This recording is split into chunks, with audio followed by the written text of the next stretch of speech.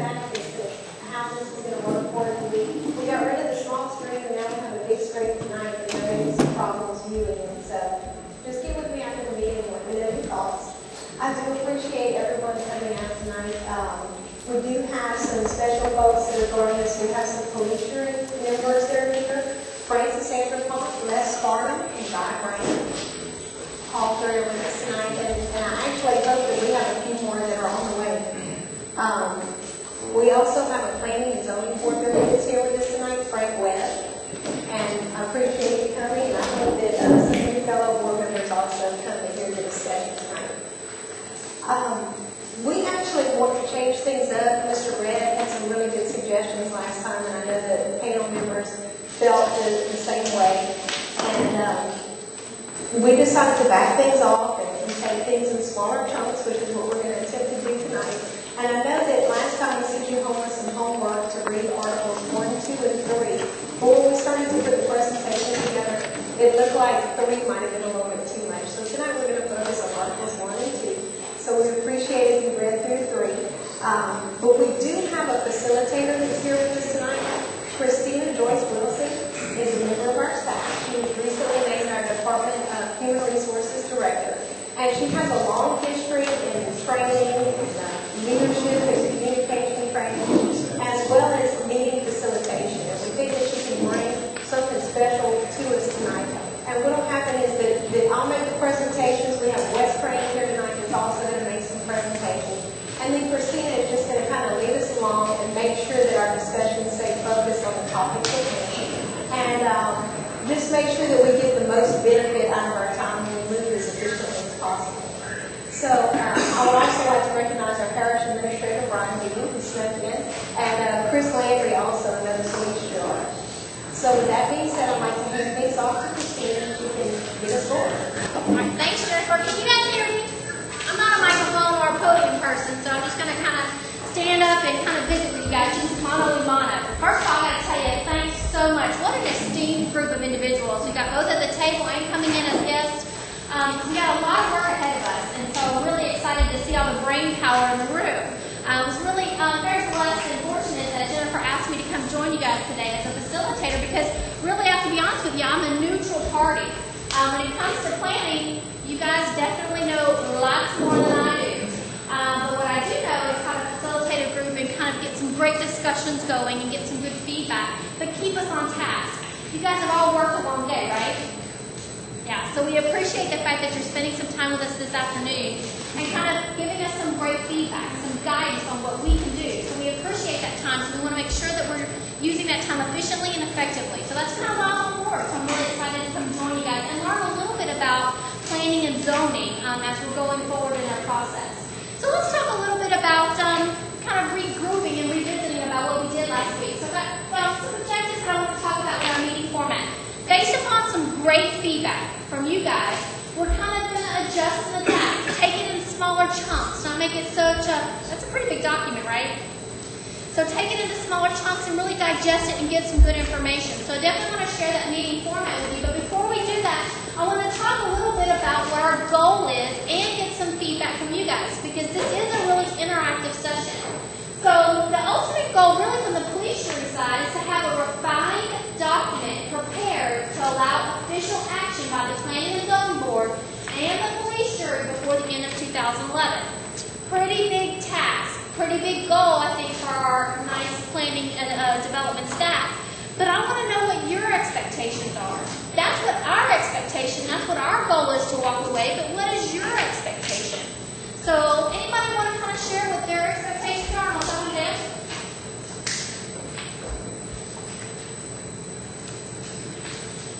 Quietness.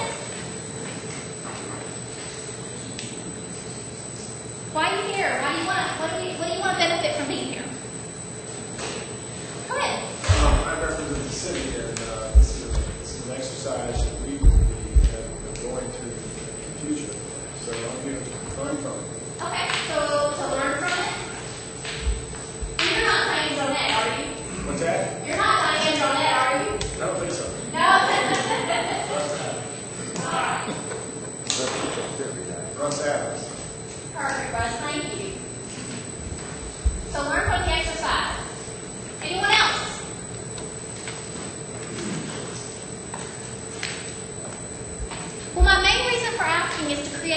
document. And when I mean living document, I mean that it's going to grow as we grow and develop and do our exercises and learn about our zoning board. So if you have any other expectations that you want to add to it, we want to make sure that we're meeting them or try to meet them. So if you've got an expectation that we haven't discussed today, you know what ours is, I want to know what yours is, we can certainly add that to the plate as we go. So definitely want to make sure that we at least all come on the same game plan with our vision and what our goal and expectation is trying to do. Land on the rights. What, land on the rights? Okay, perfect.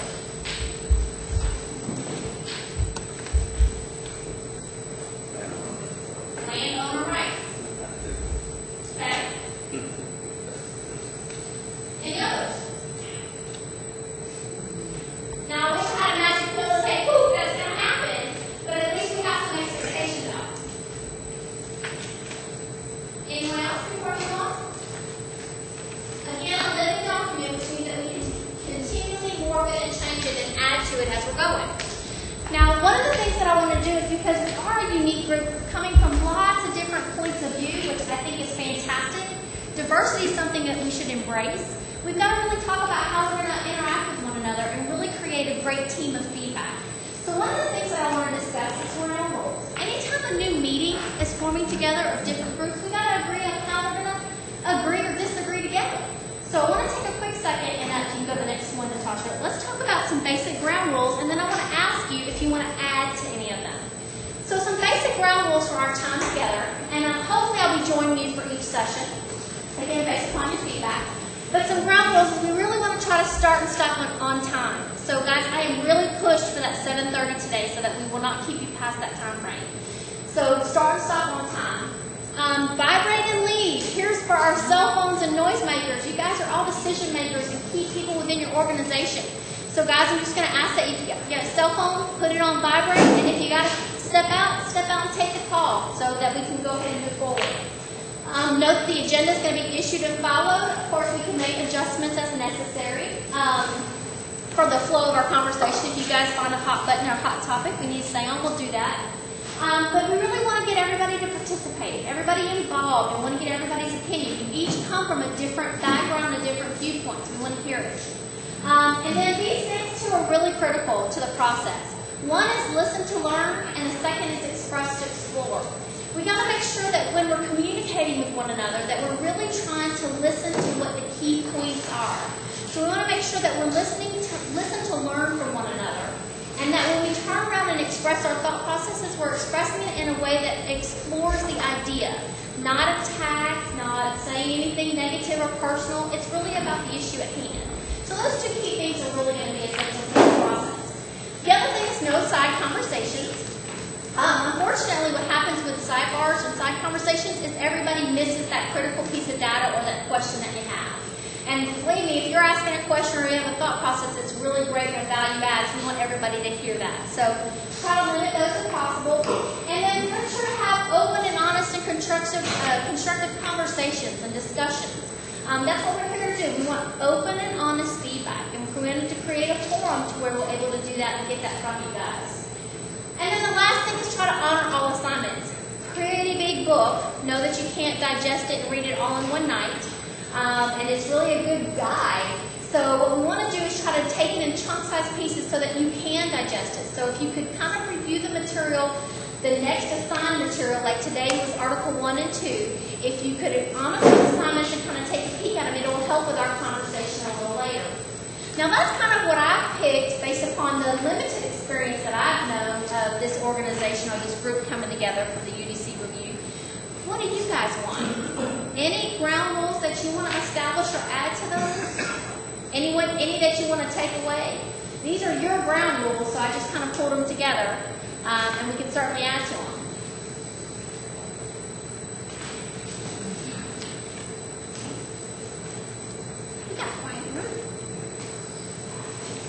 Is the peanut gallery allowed full discourse also in this? Well, we will have an opportunity for public comment later, so know that that's on the agenda. Later in the meeting or late at a later time? Well, will be an opportunity later at this particular session. So, it is open for public feedback at the end. Any other ground rules that you guys want to adjust or add or change? It too is a living document. It can change as we change. So as we want to morph and change or maybe add things as we're going forward in this process, we can certainly do that. But what I'm going to have us do is that each time that we get together, I'm going to have our nice folks kind of draft up a little, flip chart and have those at each meeting present so that we can kind of use those as a guide for our discussions. So again, those critical ground rules that we all, do we all kind of agree to do that going forward? Yeah, pretty simple stuff.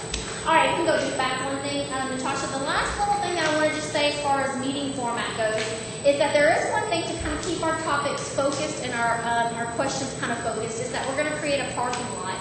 We've got it over here on our back here. And what a parking lot does is that whenever we talk about great ideas that might be off topic or maybe we'll get to at a later point in time, if it's not necessarily something that we need to talk about right now, but it's still important that it's addressed because everybody's idea is important and valued, we're going to park that idea in the parking lot until a later point in time where it's appropriate to address it.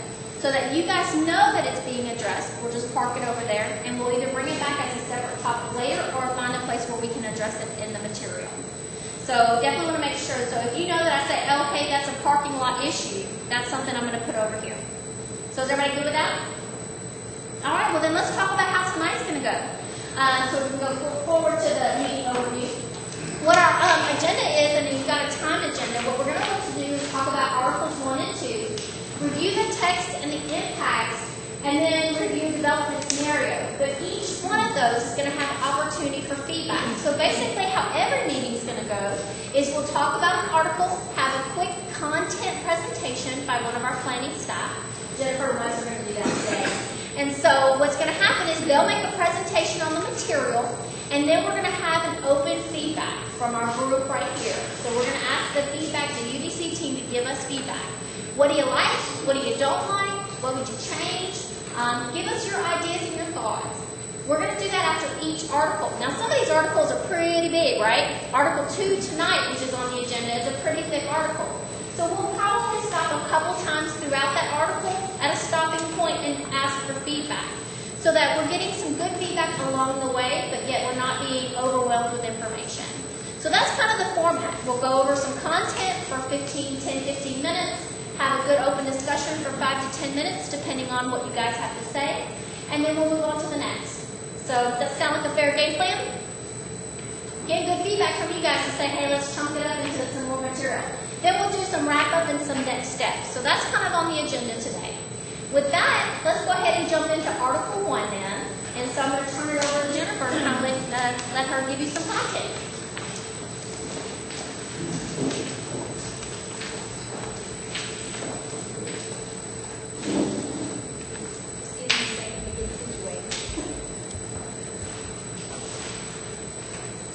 Hopefully I won't knock anything over. There's a lot of things going on over here.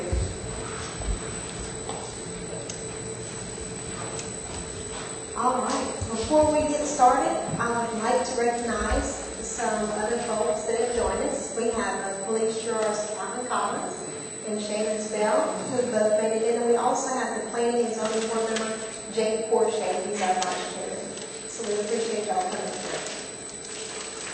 Well, here we go. Let's start off on page 1.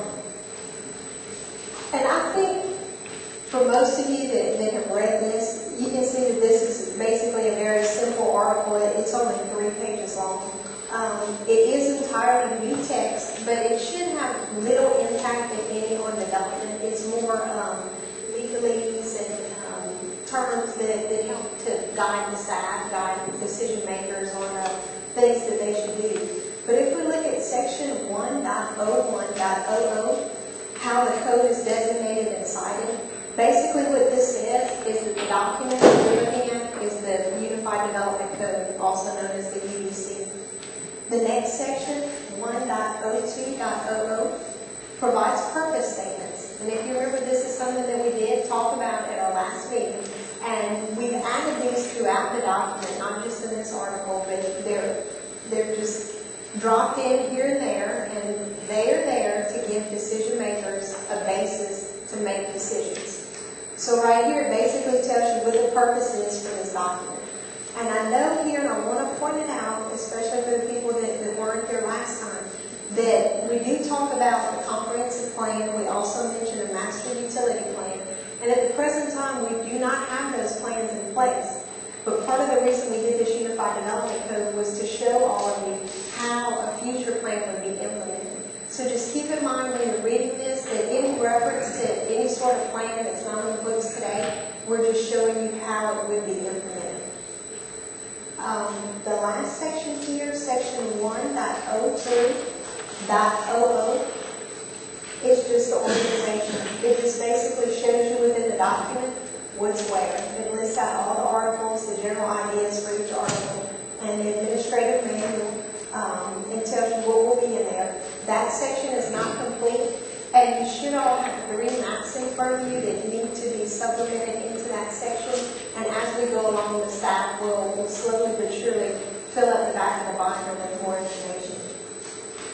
And Christina, that pretty much completes Article 1. If you'd like to.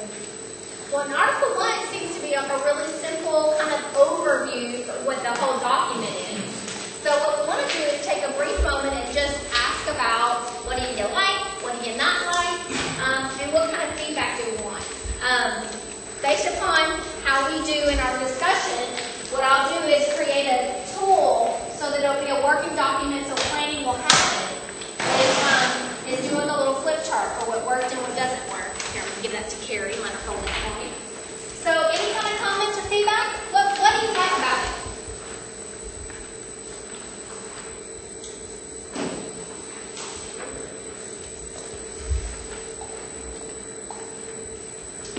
Okay, go ahead. I'm sorry.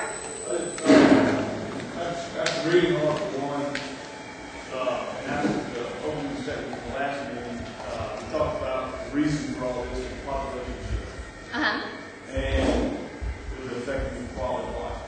And the main 5 issues, as you all stated, transportation, drainage, sewer, waterworks, fire protection. That's not stated in Article 1. Okay. I want to clarify what you want all to look here. Okay.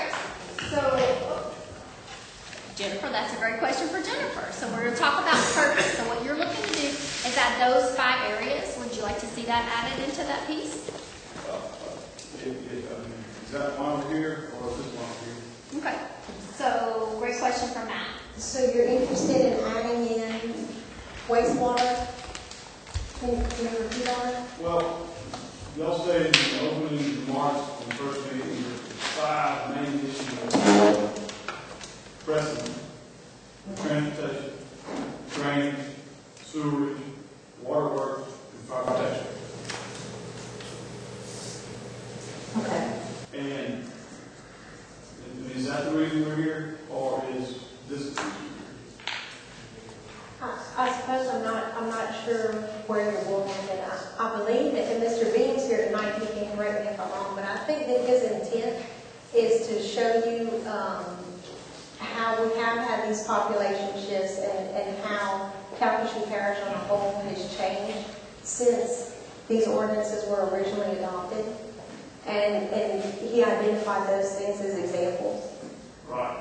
But I think the bottom line is that when you have a 30-year-old code, at some point you have to update it and bring it into modern times. But it was... Yeah, Matt, let me just clarify, because I looked at this whole issue, that if you look at some broad overriding quality of life issues, and I believe I said that at the last one, it's certainly not all inclusive, but these codes that are in place get very detailed, but they ultimately will affect all of those things, or certainly touch on them. But as far as the nitty gritty, if you will, that was really something that y'all need to go through, but it does really ultimately hit on those things. So I don't think they're really inseparable, but it can certainly be pointed out in there to be more prominent that these will all be affected. I agree with you. That's 5 major problems that population shift creates. It's not mentioned here.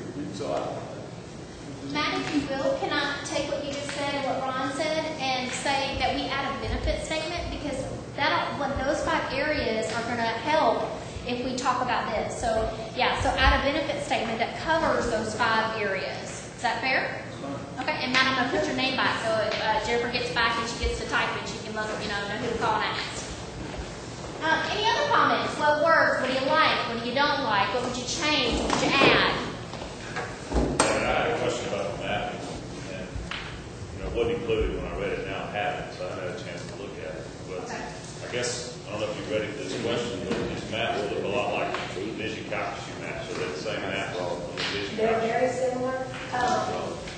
Let me pull that. The map denoted as zoning looks like the second Vision Caucus map. I actually don't have it with me, but I have the third Vision Caucus map. This zoning map is our exact zoning today. I have this map printed It's today. not Vision Caucus. No. In Vision Caucus, we have Mr. Raymond's map, which I think is the map that you're referring to. They have more general categories, but this zoning map is what we have in place today. Also, I compared the land use matrix, and I don't know if you're ready for this question either, from what I had in my book to the one on the internet. And the one on the internet had red writing on it, and the one in my book doesn't show the red changes. Is it? Well, we can get you a color copy if you like, but it is Well, I the have it same. now. I have it now, but Yeah, I just it wanted to is the clarify same. that. Okay.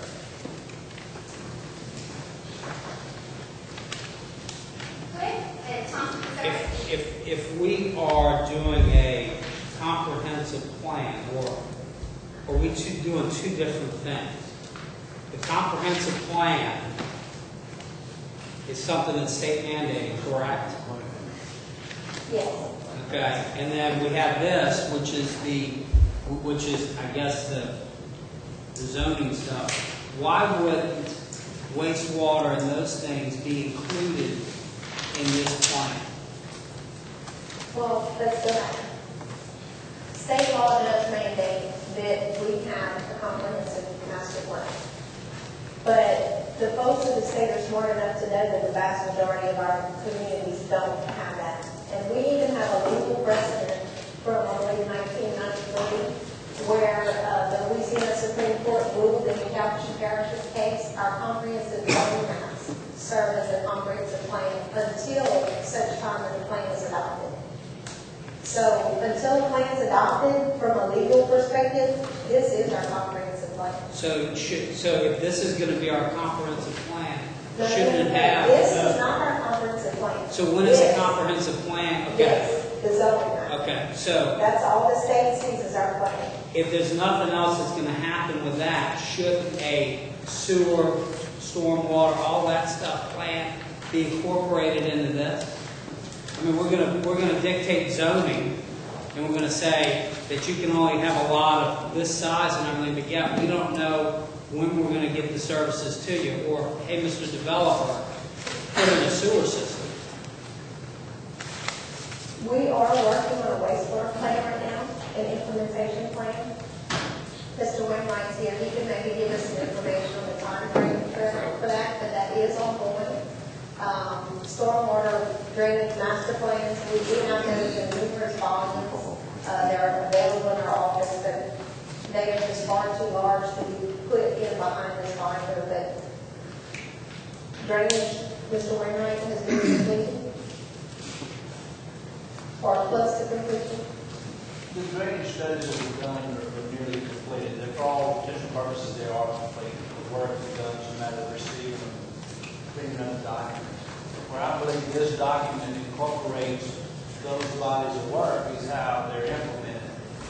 In this document, for instance, when you get the subdivision and development code, those codes are going to reflect the needs that were learned in the drainage studies, right away for larger drainage ditches, for instance.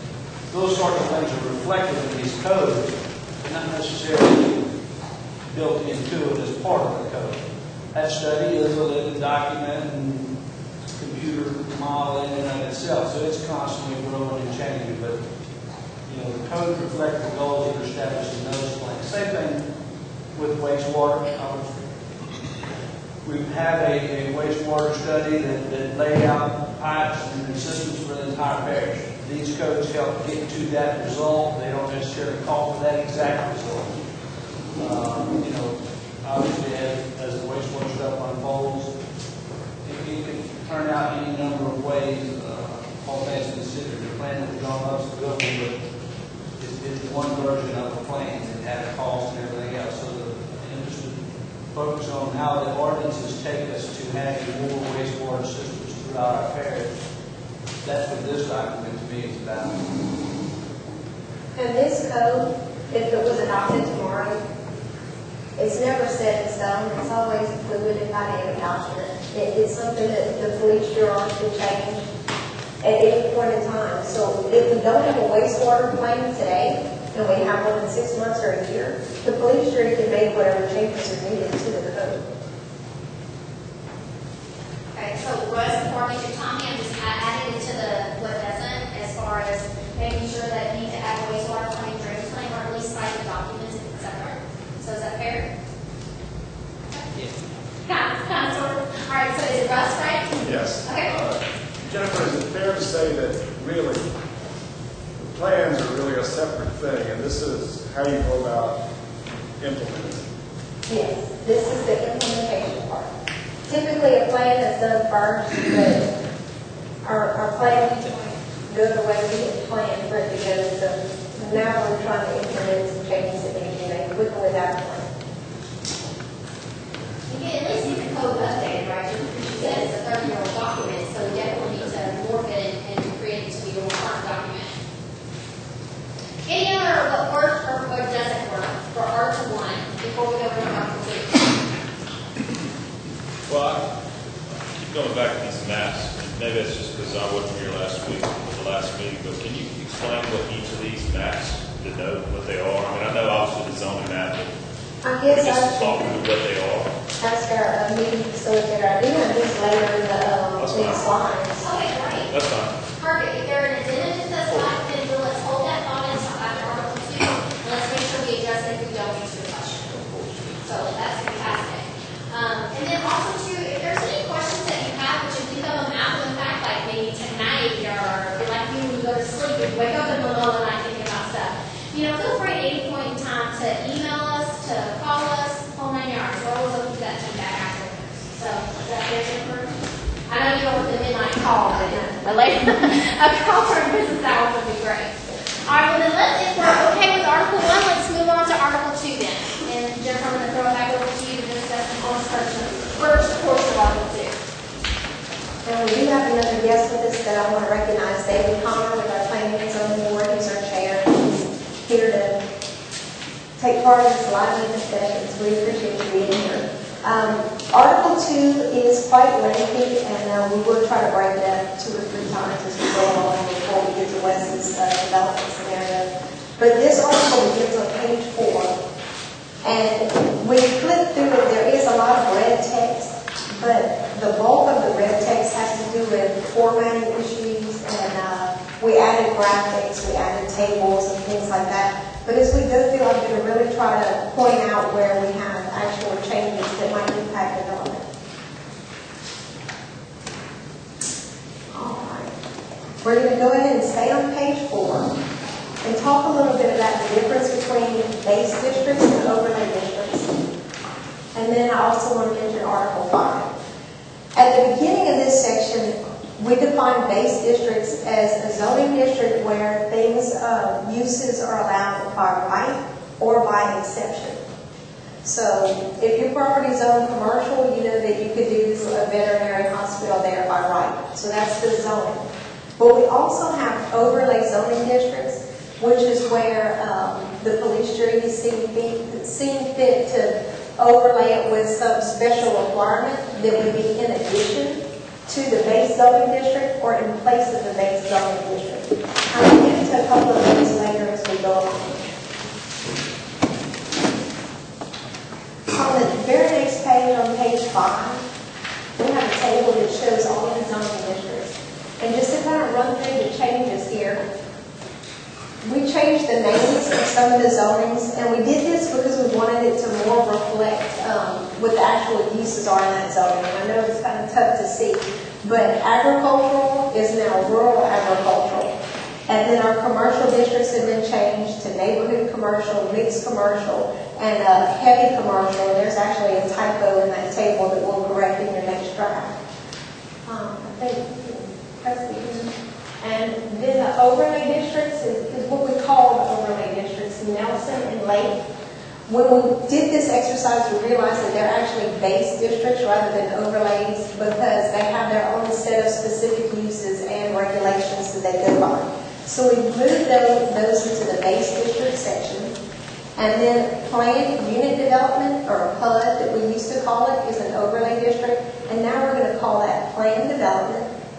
And then the final change that we have here is that we merged the I-2 restricted heavy industrial zoning with the I-3 hazardous industrial zoning. And those two zonings basically treat uses the same way. You have to go to the police jury and the planning and zoning board to get properly rezoned for any of these uses. So we felt like it was a good place to merge those zonings. We also added T&D, traditional neighborhood development. And I just touched on that last time, but we'll go into it in more detail as we go along. All right, so we're still on page 5. We've talked a little bit about this already, but just to run through it again. The official zoning map that is referenced in here is not this map. It's actually the hand-drawn maps that we have in our police jury building on the second floor of the police jury building. And when I say hand-drawn, I mean literally with colors, hand-drawn. We have that full set in our police jury vault. We have another full set that's within our zoning office that's used when we have to double check against our digital maps. But we have come into modern ages with some digital maps. So we usually use those, and that's what's been posted online. And not only does it have zoning, it has the base districts, and it has the overlay districts, flood maps, all those sorts of things. So we use that, but anytime you hear us mention the official zoning map, it's the hand-drawn maps of these. As zoning changes happen, I need to point out that we do make changes to the hand-drawn maps that are in our permit office, and we also file a map in the vault, and we file another map with the Calcasieu Parish Clerk of Court's office, so we have a record of that change all the way around. Then it goes to our GIS department that makes the changes on the maps that are on the website. We've had these maps for probably about 25 or 30 years. They do need to be updated at some point in the future, but we're not sure the timeline on that right now. We're just focused on getting this code done. And then we'll decide if our next step should be zoning maps. So this is just an example. I don't know how good the quality is. But on my side of this line, you can see a copy of the hand-drawn maps that are in our permit department. And then on the other side, you can see what's on our GIS layer that is on our website. It's open for all the public to use. We don't really have any layers that you don't have access to. So we think that it's a really great thing that our GIS department has done this for us. And I think our realtors that are here could say that they use this tool quite often. So it's very much a benefit.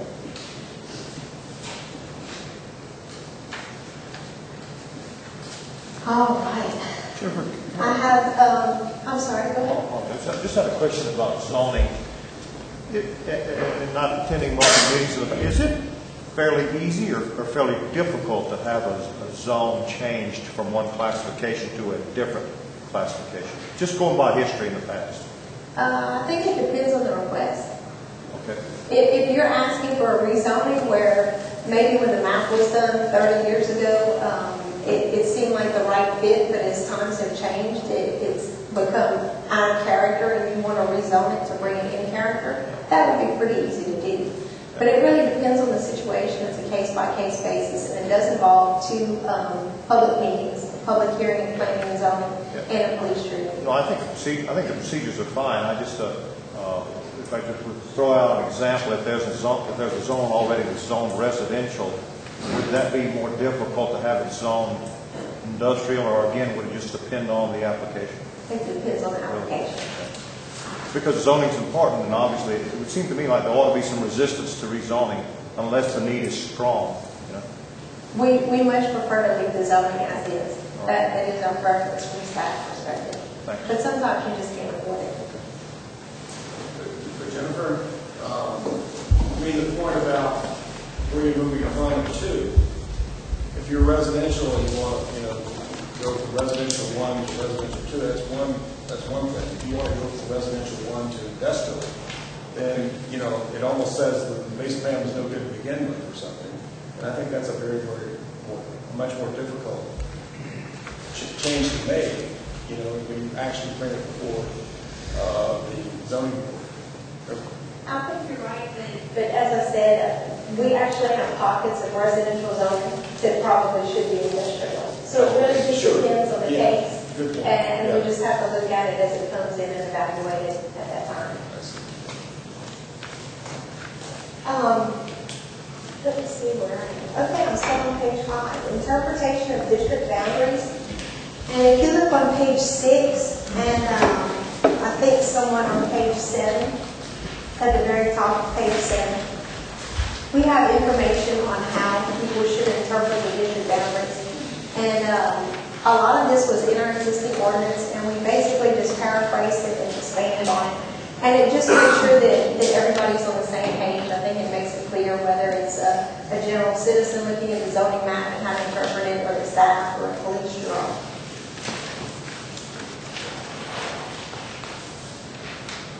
Alright, so I am on page 7 now, section 2.03.00, use matrix and interpretation.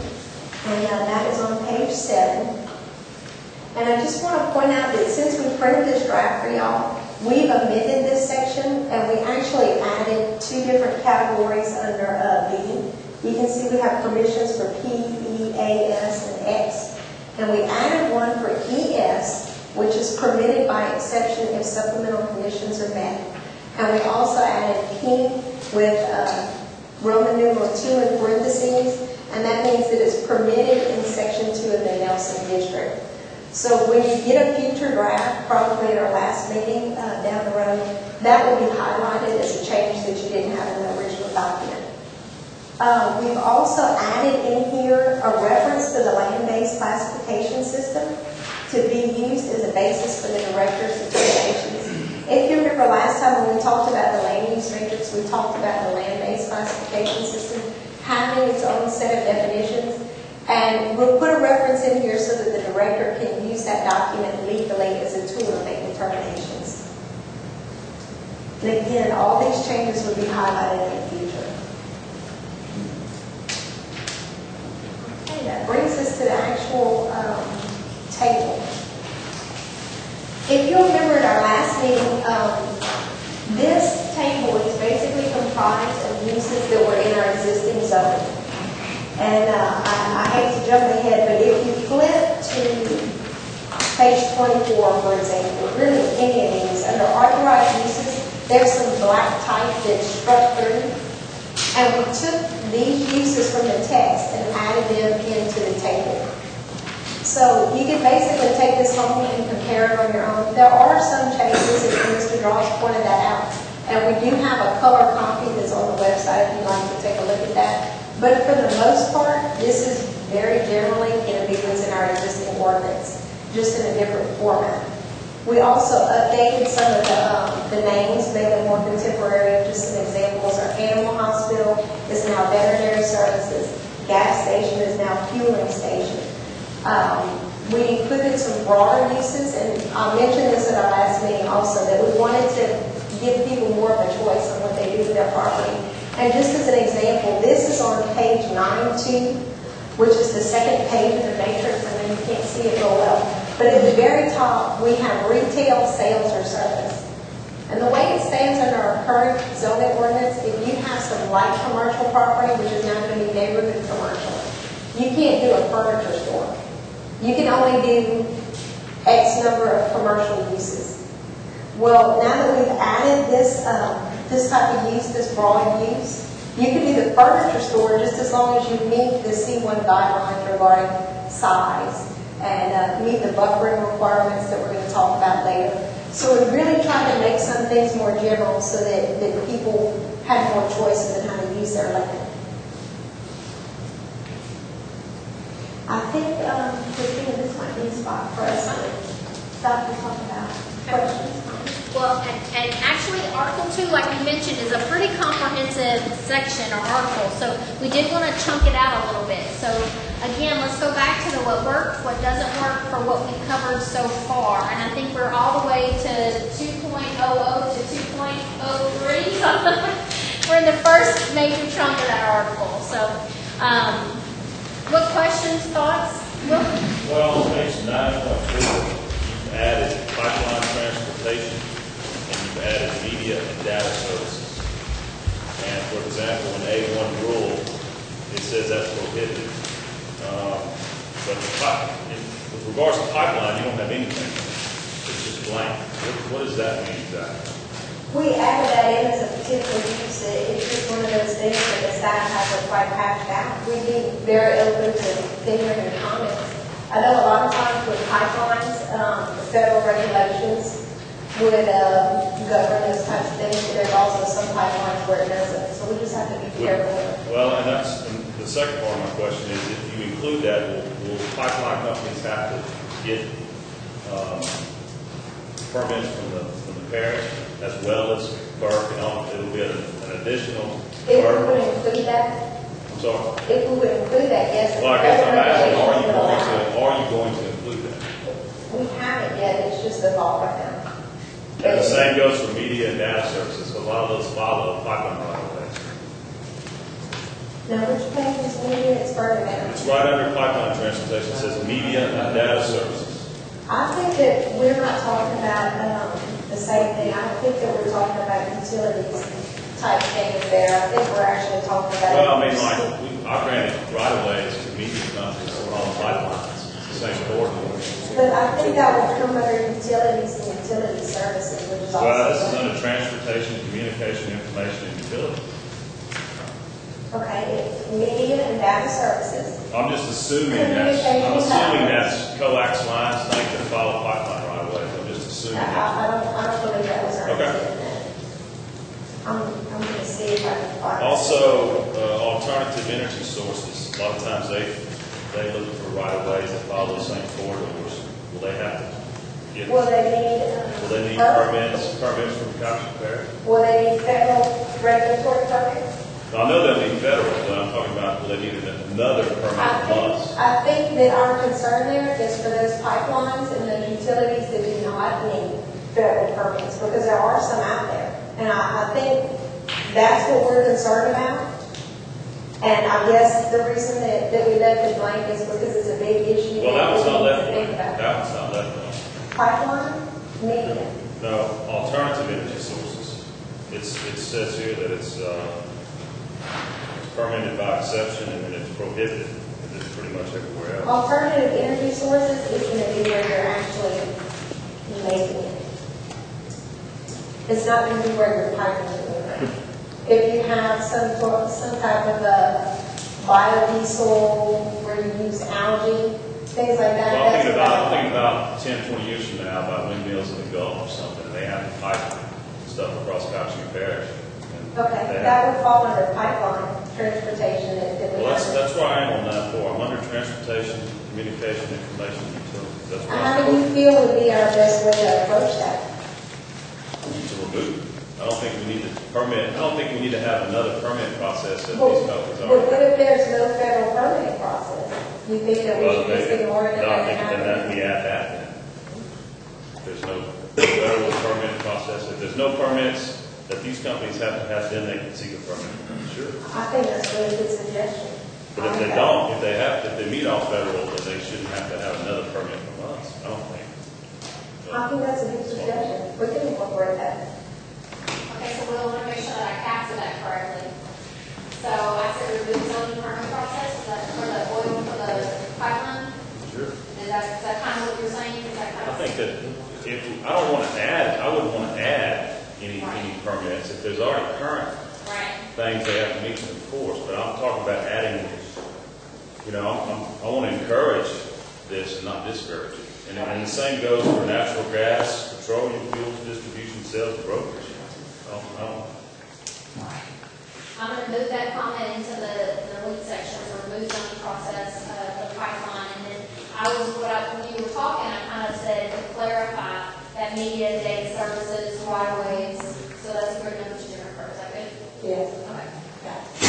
Okay. Now, media services, we do not have a definition for in the document, so I recommend my handy dandy LDCS document. And this is all available online at planning.org if you'd like to take a look. And it defines media services. These establishments produce or distribute information. Information can be broadly differentiated by the medium through which it flows. Every other industry sector is in some way or another either a producer or consumer of information. It's fiber optics is what it is.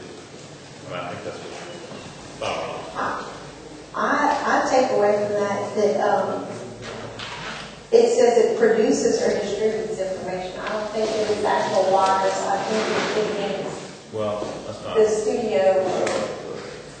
What I'm saying is that about 10 years ago, they had a lot of fiber optics come through this area, and they followed pipeline corridors. And I'm assuming that because it's next to pipeline transportation, that's what that is. But maybe it's not.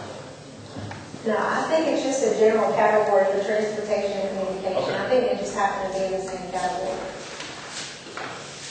I got it down to clarify. Right. That's a great point.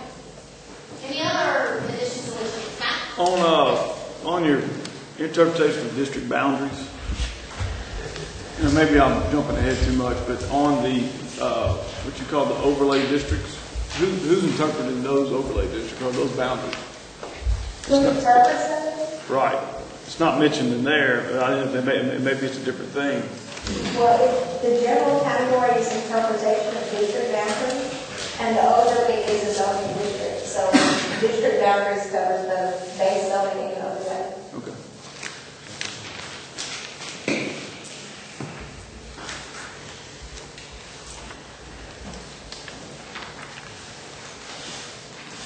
Matt, does that answer your question?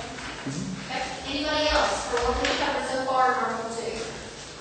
Additions, deletions, suggestions? Used as of right or permitted by right. How do I know what that is? If I haven't? In the text, Yeah, if there's a everything. E, it's permitted by right. And then if it's an A, it means it has to go through an administrative review, which is done in our office. And then the E's is an exception by the planning and zoning board. And the X's means that it's prohibited and has to go before planning and zoning and the police jury for rezoning. Got it, thank you. Is there a legend? Yes, and at the bottom, there is some names. And what is X? That's just what's prohibited? It's prohibited, yes. To do that, you would have to rezone the property.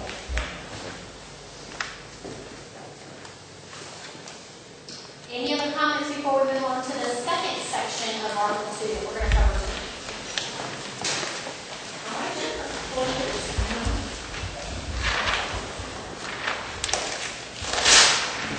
Now, I really don't want to go through every district. So there's some that are very similar, so I'll go through it in detail for the first one. And then the next one, I'll just reference the changes in the same. So on page 10, conventional zoning district regulations, A1, agricultural rural. Again, these will just be general statements because these are very similar to some that are coming up. Overall, the regulations are basically the same. There's very few changes. I'll point those out. We do again have purpose statements in every district. And if you look on page 10 at the top, this particular purpose statement, the first sentence is what's going to guide decisions today. The second sentence comes into play when we get a comprehensive plan. And when we get a comprehensive plan, we may use completely different terminology, so this would have to be changed. But again, we wanted to put this purpose statement in there to show you guys how a plan would be implemented. So if somebody comes before the planning and zoning board or the police jury and asks for a rezoning, then those folks can look at these purpose statements and say, well, would this issues fit within the intent of that district? And it'll just help guide their decisions, and that way developers know where the planning and zoning board members and the police jurors are coming from before it even goes for a vote. Okay, so we have these purpose statements and then the graphics. The graphics is something that I'm excited about on page 11. And we put these in all of the base districts. And we are very open to changing these if you have suggestions on how to make them a little bit more understandable.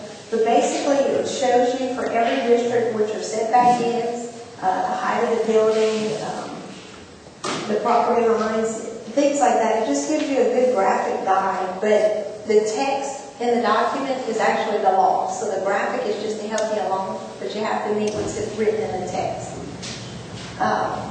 We also added these tables on page 12.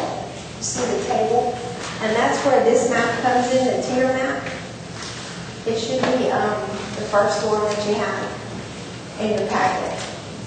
So you would look, the orange area is the urban service area, and the green area is the rural area. And that's how you would tell what the minimum lot size is and what type of services need to be provided for your particular lot. And this is very similar to what we had for Vision Calcasieu, similar but different. For Vision Calcasieu, we actually had a community growth area identified, and we've done away with that because since we don't have a plan for how the communities will grow, it didn't seem like we really needed a growth area. So we just eliminated that and made everything into the rural areas that was in that area. So we plan to refine this as we go along, depending on when the wastewater plan comes in. We may have a better idea as to where cities can actually run services like water and wastewater. So they could be modified, but for now we feel like this is a good basis for us to start at. So you would just come to this table and you'd see outside urban or inside urban, and you'd see all the requirements down below. Now we do have somewhat of this map, I need to point out, in place today because the police jury adopted the interim development ordinance back in 2008, and they adopted a very similar map at that time. And the police jury extended the IDO in 2009, and then in 2010, the police jury voted to extend. Am I missing a date? They voted to extend a provisional subdivision ordinance. I believe that was actually this year, so it must have expired in 2010. And at the beginning of 2011, the police jury adopted a provisional subdivision ordinance where they just took some really critical parts out of the interim development ordinance, like the minimum lot sizes and the level of service. So this map, the similar map, is still in place today because the police jury has extended it to give the review panel time to take a look at these new codes.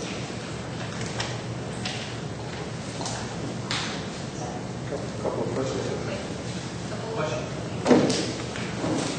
Okay, let's grab Russ first, just real quick, and then we'll, I don't know whose hand is up first, so.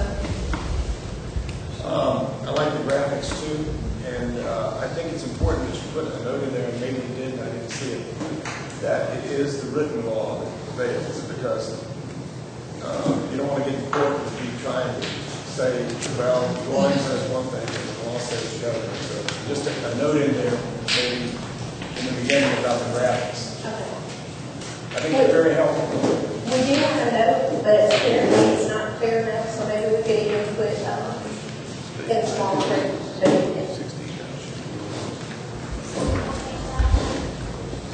This particular one is on page 11. Probably clarify note on page 11. Like, because they can send it like the graphics. Is there already a note? I know that it's in here, but it's not on page 11. And then you had a comment? Just a couple of questions here. The 35-foot height, maximum height? Just curious as to where that came from and what was the point of that 35-foot side? That was way before my time, so I'm going to have to defer to Mr. Vickers. It's been an existing zoning ordinance for many, many years. So I came here in 1976. So it's been there since then. It's just that some of the buildings now, Mr. Jimmy, with the with the 10 and 12 foot eave heights and 2-story, and then 12 and 12 pitch, going to get tough, isn't it, Jeff? It's an average. It's an average between the top eave, the top of the top. So it's not a max height. Actually, there's a diagram somewhere in here that okay. I think shows that. I think it's in the definition section, under height. It actually should be housing. So it's an average. Exactly. That helps a lot. But that's another good suggestion, is that we could put another note under the graphics that would reference that definition. Okay. Okay.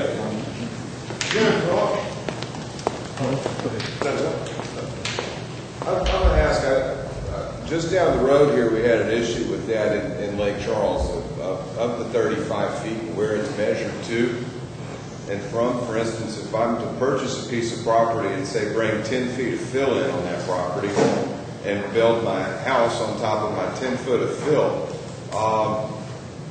do I get to measure from the top of my dirt now once I start up, or does that 10 feet go to the pre-development elevation of wherever the property was? Are you asking by today's standards or by the UDC standards? In this document we're talking about, does it address that? It says the vertical distance of a building measured from the average elevation of the proposed finished grade. So that's To on the top. highest point. That's on top of my new dirt mound then. Right. Okay. And I have to say, it's a great clarification, it's right? Before you cover, we were talking about it later in the article, is that correct? Okay, so I'm definitely going to put it on here, we cannot know, but I've got it on our parking lot as a height issue to make sure that we discuss. Okay. So, definitely there. I'm sorry, the only other question is really the two zones, what was it, is it A1 and R2? So they're pretty close to the same apparent requirement. Yes, we haven't got to R2 yet, but A1, R1, and R2, all three of those are very similar. Reading through these sections, looking at the setbacks and the narrow setbacks and allowing more to be built up on the property. One of the things I'm looking at is possibly the need for the parish to accept utility corridor, something we need to do, because if we add wastewater or water after the fact, like the utilities are in, it's going to be rather difficult unless each utility has a assigned area that we need to look at. In your utility group, have y'all come up with some type of coordination plan? Would that be where that would come in? We did, and it just needed to be accepted by Calhoun Parish. Basically, that was when the ditches, between open ditches and closed ditches, we looked at developing between the different utilities, where each utility could be located. So there's no confusion as to where each utility is. And so the last utility going in there is subject to having to try and find a route, and then it affects the developer. If there's no route back in there, the developer's done offset 15 feet, 10 feet, they utilities have a tough time going in there. And there's something that cannot be provided. We're very interested in that, and if we could get a copy of that plan, we would be happy to review it and see how we can incorporate it into the document.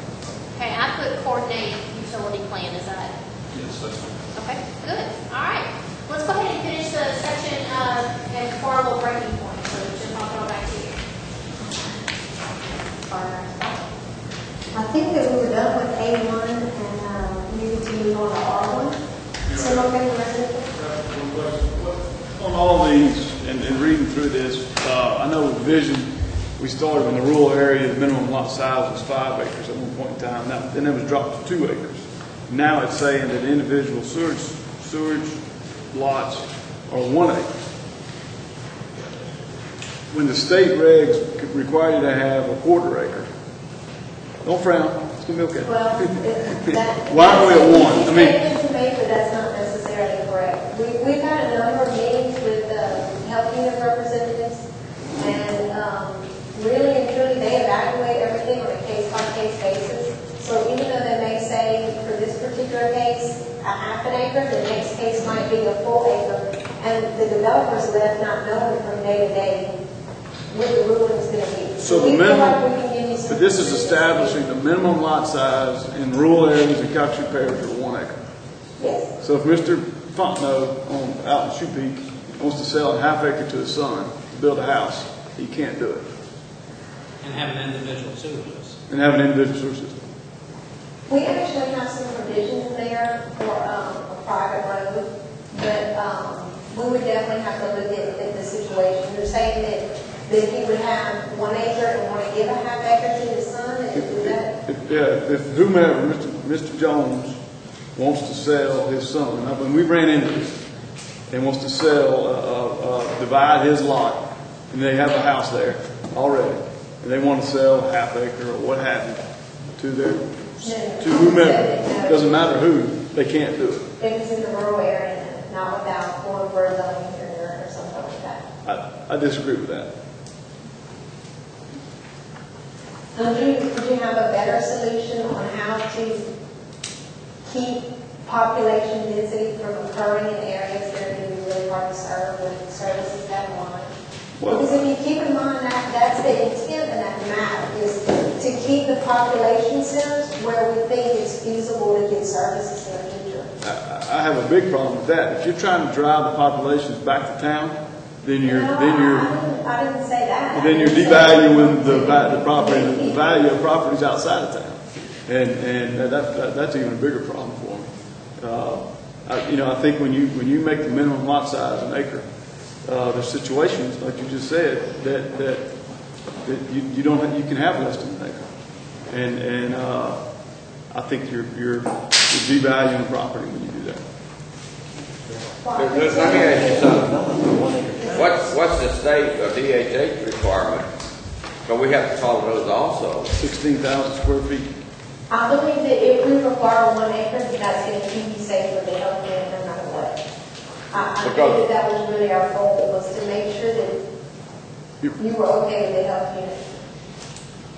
But DHH put restrictions on us that in this area, they have to be an acre lots. They've already told us that. I mean, and they say there's no way of getting around it. So I'm not sure, I'm not sure they're going to approve that half acre. I mean, I don't know. We don't think so either. But if you ask them to point it out in the state regulations, they're not going to show you that. And it's that uncertainty that is causing the biggest issue. Because we can't say that it's okay for Wallace Nichols to do the half acre lots. And then when John Lowry goes to the health unit says, oh no, you need much bigger lots. They're actually doing that now, by the way. The health department does that. Acre requirement, because the 1 acre has been in place since 2008.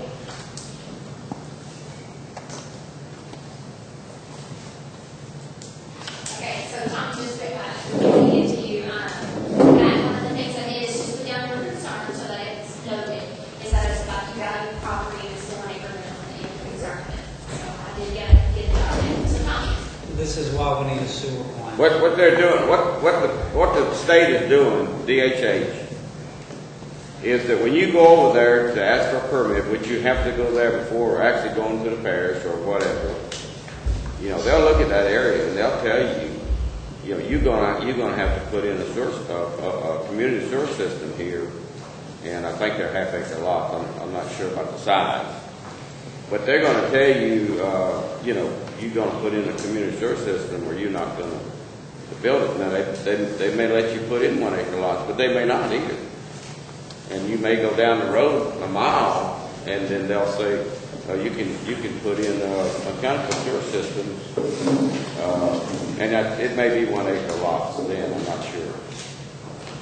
I think that those are good points to consider. So definitely take your feedback, put it into the record. Has there been, and I guess this isn't the platform or whatever, has there been any talk of, since we're trying to work out the sewer stuff, any talk of help with community systems? And this is my concern, guys. If we're driving everybody back into the city, there's not going to be any affordable housing. Why do you think that Clearfield Branch developed so quickly? Because I think Clearfield has sewer and water. it didn't in the beginning. And Mr. Natale ran the water, which went into the cost of the lots, which I didn't pay for, but they paid for. So when we start talking about all that, there's a development on North Perkins Ferry Road that's in between developments that have sewer systems. Okay? Well, they can't. So, cough up your $150,000, put in a community system, and then compete with these other two. You know, so that doesn't jive. And when you start talking about these areas where there will be affordable housing, it's not going to happen. Because the developers and all those guys, they're not going to take it out of their pocket and do it. It's no different than energy. They pass everybody all onto us, the whole 9 yards. That's the way. That's why I'm so concerned about a plan for sewer, because I know the problems we have, as well as being able to say, "Hey, Tommy, we're going to have sewer there in 2022 or whatever it is," because I know we're scared to talk about it because it's a huge problem. Tax credits, something to put in community systems that will work amongst each other, or something like that. That's the deal. Then you can have the little bitty lots if you want them, the acre lots, 4-acre lots, whatever you want. It gives the flexibility and protects the property rights of the people. Good comments. I mean, again, great feedback. Tommy, I think I got some of that about the driving folks back into the cities. Any other comment that you want me to throw up there? Make sure we got to have a sewer plant. Sewer plant. Whether it's through community systems or whatever, because that's what all this is about. And getting fire and everything out there, I understand that, but we haven't paid. Y'all are the first ones to pay attention to it. No one has, and I'm proud of that. But it's a huge issue. Y'all don't want to deal with the people that are calling in saying there's sewer in my ditch for the lady next door that won't fix her sewer system. That's what all this is about. Well, I love Tommy's passion about it. I'm sure you guys have other passionate for it. So let's go ahead and swing back. Any other comments before we get to the rest of that second section of Article 2 that Jennifer has? All right, Jennifer? Okay. Something that I did leave out of A1, but we can just cover it right here in R1. This is very similar to A1 when I talk about the formatting and adding the graphics. But we also have in A1, R1, and R2 some modifications for major subdivisions. They would have to comply with the access requirements that are going to be in Article 5 that we're going to cover at a later date. And there's also buffering requirements. Depending on what's next to the subdivision, they may have to provide some type of buffering. Again, that's something that's going to come in more detail in Article 5. But those are the major changes. I do want to point out right here on page 13 that we do know about the typo in the first line, and it has been corrected. In R2, it's a very similar zoning, all the same changes and lot sizes and things like that. So we'll skip ahead to RM, which is section 2.04.04, and that begins on page 18. And RM and the next one, RMHP, are both very similar. So we'll kind of cover the changes at the same time. But this is when we start to make changes that allow a greater mix of uses that we mentioned before. And if you use multifamily development that would go in this zoning, it tends to be its own sort of population center. So we want to allow some light commercial uses there. If the developer wants to build an apartment complex, with the UDC, if the property is located within 150 feet of an intersection of collector roads, and collector roads examples would be Joe Miller Road in Moss Bluff or Walker Road in Carlisle. It's sort of a big road that connects communities and neighborhoods, so if you think of it that way. So if that property is located within 150 feet of that intersection, then those developers will be able to do some light commercial, some neighborhood commercial uses by exception from the Planning and Zoning Board, rather than having to rezone the property as they would have before. So it gives them more of an expedited process that they would have to go to. And those are all marked as ESs under the land use matrix if you want to check out the table and see what exactly those things are. But some examples would be a hair salon or a daycare center, places like that that would serve that population that would be in the RM or in the RMHP property. In this section, I want to point out on page 18, we have a highlight there, adjust table 2.2, and that has been deleted because the staff has made those changes, and that's what the ES denotes in the land use matrix. On RMHP, this is for manufactured home parks. It's all the same changes that we just discussed, and again, you'll see the ESs within the land use matrix. And now we'll start on neighborhood commercial on page 22, section. Okay, go ahead. On page 20, well, I'm reading this, if you do a fourplex, you're not, you can't fourplex on a mechanical system. Look at number 2, individual sewer systems allowed only for single-family dwellings. I don't believe that the health unit allows you to be individuals now. Okay. When we sat and had a discussion with the health unit about this, and Western correct me if I'm wrong, but I believe they require something that's higher than that. Okay. And Yes, one comment. Going back to the 10-foot setback, depending on utilities, if they're overhead facility area, 10 foot, you really need to contact utility companies. Most fire easements and clearances that we need are 15 feet. Unless you're going with underground facilities and you're doing that, you may need to look at where the transformers and things like that are going to be placed, because that is going to affect their development. So 10 feet may work if there's not a utility need, depending on how everything's facilitated by the utilities. But as far as energy, 10 foot, no overhead, if there's no overhead line, there is probably.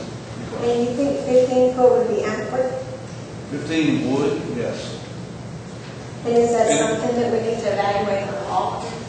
On a case-by-case basis, basically, because if there's no utilities there and the utilities are out front, not down the side street, then it's probably permissible to do 10 feet. That's not going to be a problem. However, the utilities are in the area that needs to be looked at. So it's, I guess it just depends on what's there, what's being developed. and what's your name, sir? I'm sorry. Calvin Utility. What page is that on? This one in particular is on page 18. Say it wrong, page 4. Just make sure we have it. And I believe, John. because I refer to Jeff, I refer to Brad over here as Jeff, right? So we heard the name of Jeff. All right, so John. Or the street types, arterial collector, et cetera, mapped everywhere on the website, or every street in the parish has no. I believe that they're on our GIS program. See, I'm trying to see if we have, I think we also have definitions. They're not. But yes, they are on our GIS program. thank you. And on sheet 8, page 18, the purpose, it says RM, the district supports attached and detached residential dwelling types and non-commercial neighborhood support uses. And then on part D, authorized uses that y'all know, you said, taking care of adjust table 2 to add neighborhood support uses. Good catch. Okay, thank you.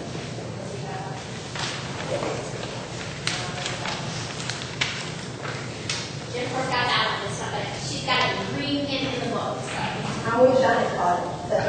I would write sewer down the second time. I got it twice already, but I'll put a little line underneath this one. All right, Jennifer, let's go ahead and keep it. Oh, Tammy, just to clarify something real quick, Jennifer, on the definition for John, there is a definition of streets on page 385. And under that, there's a break from all right now. Thanks, Tammy. Alright, so page 22, C1, neighborhood commercial, again, it used to be light commercial, now we're just calling it a little something different. The biggest modification here is that we want to allow for a mix of uses. So now on the matrix, you'll see that we approve of live work units to be permitted by right. So that could be various situations where you have maybe a storefront and they live in the back, or a storefront and they live up top. Just something that kind of starts to blur the lines between the neighborhood commercial and the residential, where they can all live happily together. I think that is the biggest thing here. On page 22, I have a note to point out the highlight. Again, it's been removed. And on the updated draft, it will be noted. But those uses have been added to the matrix. On C2, on page 23, the change here is the same as we had in C1. We've just changed the name of the district to mixed commercial. It was general commercial.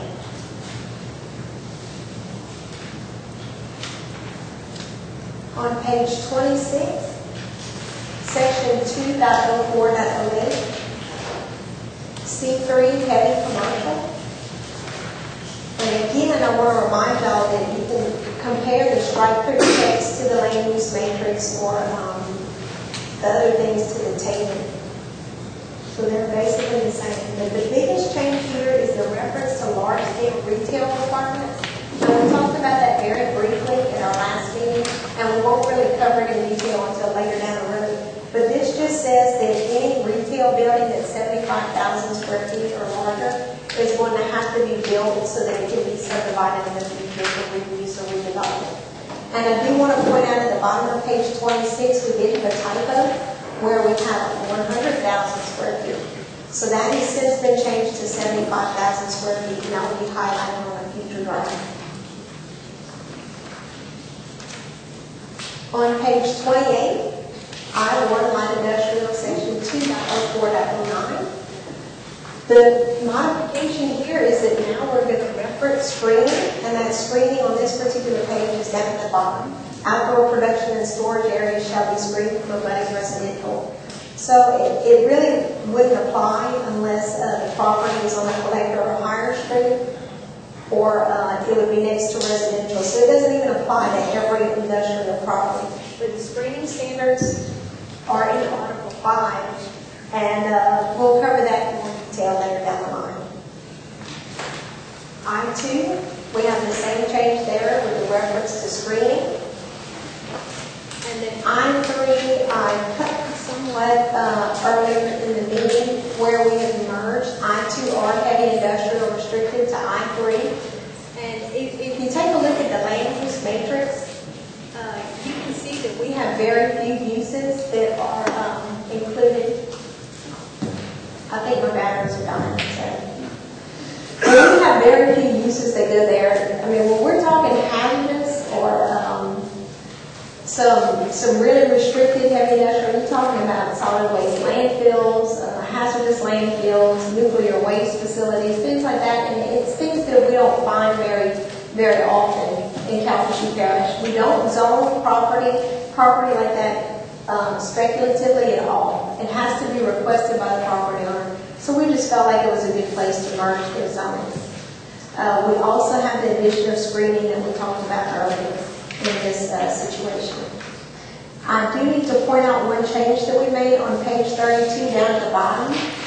Site and building design standards for exceptional uses shall be established by the police jury. That should actually be the board in that section, and your future draft will contain that because the board does handle exceptions.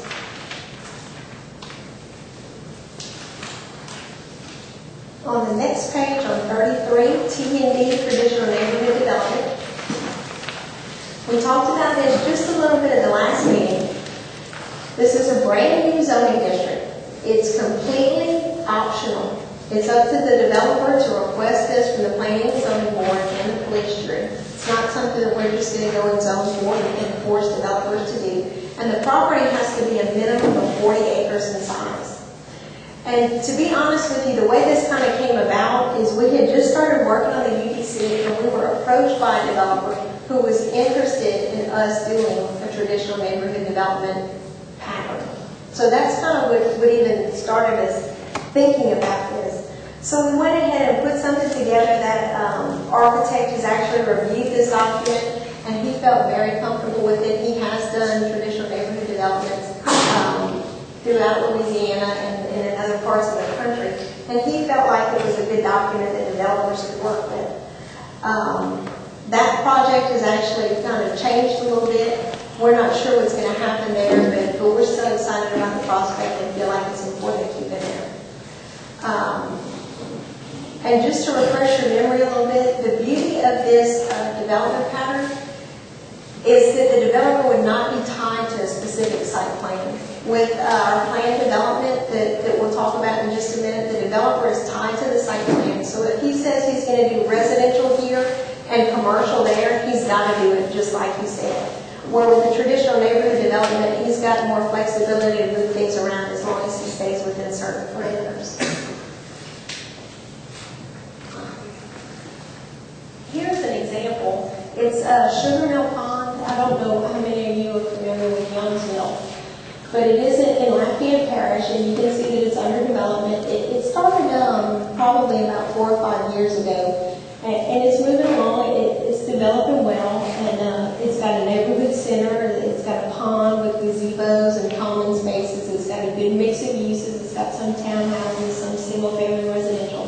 And you can see that the roads have somewhat been designed for pedestrian access. When you put those curves in the road, it's designed so that traffic doesn't move as quickly, and kids can ride bikes and people can walk and exercise and go where they need to go.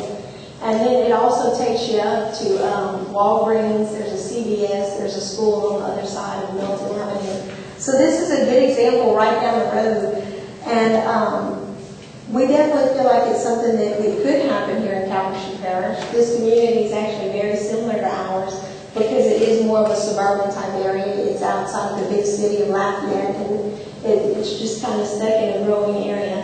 And just to give you some examples of where this has been done in Lake Charles, I know this is going to be really hard to see, but this is University Place. And I know the people that participated in Vision Calcasieu have seen this example before.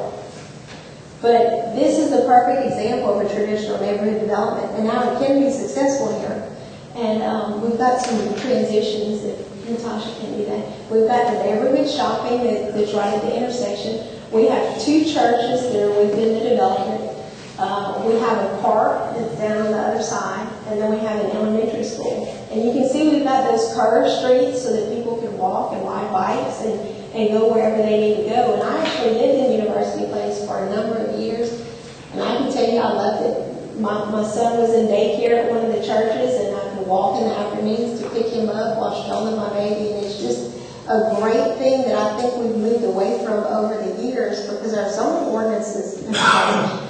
Now we require these wide right-of-ways, we require these strict separations between uses, but it's not a new concept. It's something that's shown itself to be successful, and maybe it's something that we need to reintroduce and allow developers to do if they choose to do so.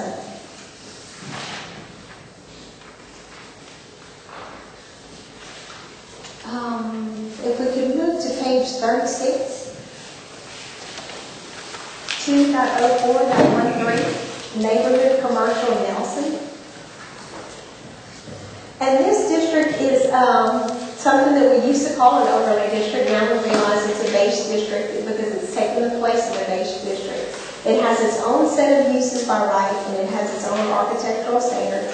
It was set up by the police jury in 2004, and it followed the building of Goche Campus, Memorial's Goche Campus, and we really anticipated this area being built as a medical corridor. And over the years, we've had the orthopedic center located in the vicinity, and there's a surgery center out there now. We anticipate other doctors' offices moving out there. And then Oak Crossing, I'm not sure if you've seen those advertisements, but Oak Crossing is within this development, this district, and they plan to do offices and some retail uses out there.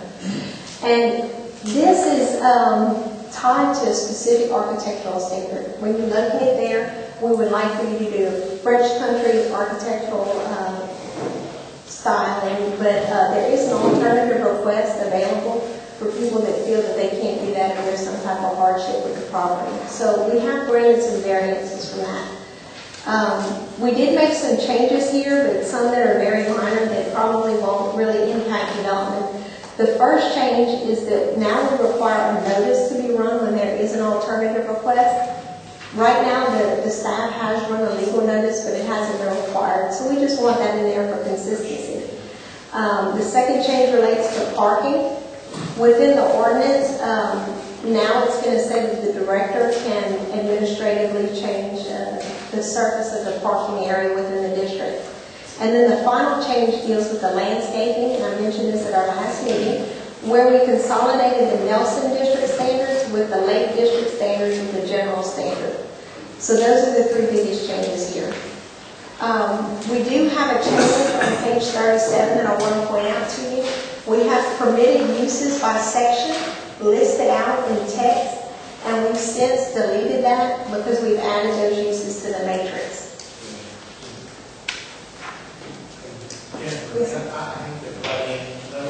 We acted an overlay,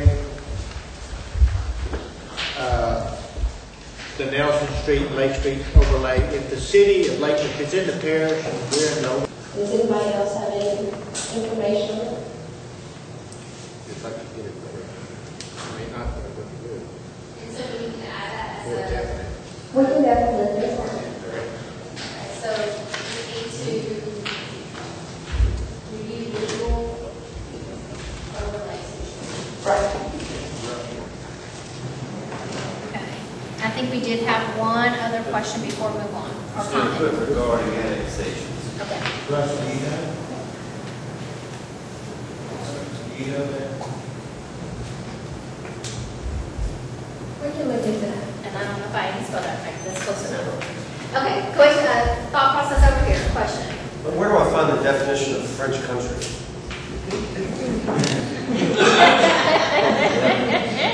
Jeff Cudlitz.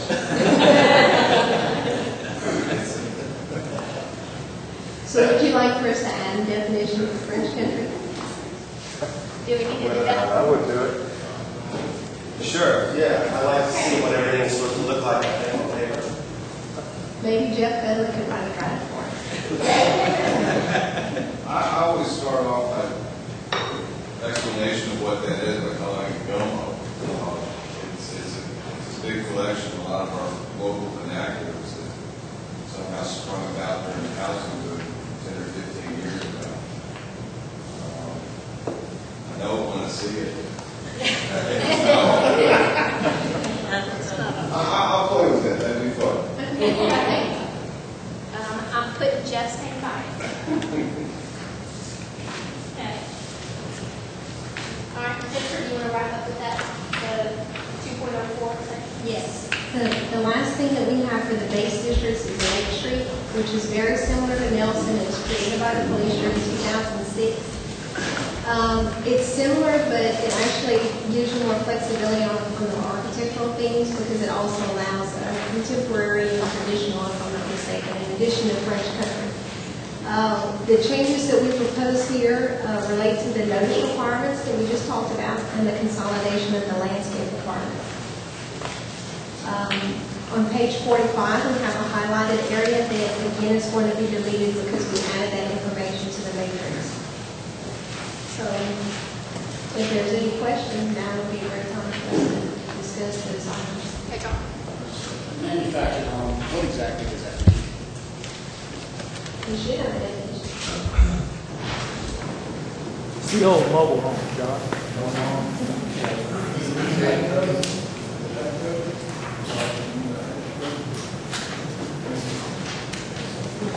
The ones where the neighbor of mine did one of those where they bring it for, let's say traditional, but it looks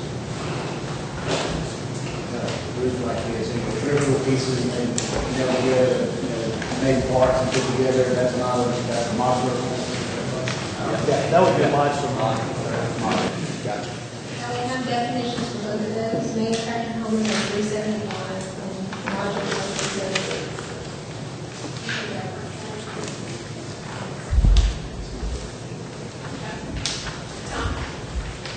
I understand that there are provisions then to do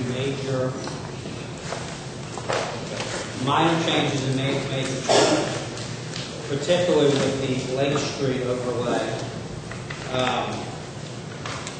What my concern is when we read through the 10 pages or whatever it is, the only way that I can say this is you don't go put a $400,000 house in University. University, the median sales price is about $140,000. So when you have F. Miller and you have Alfred Miller, I'm sorry, and you have Old Subdivision, and you have the Toy Shed, and then you're asking a person who's developing an office or whatever to do basically that.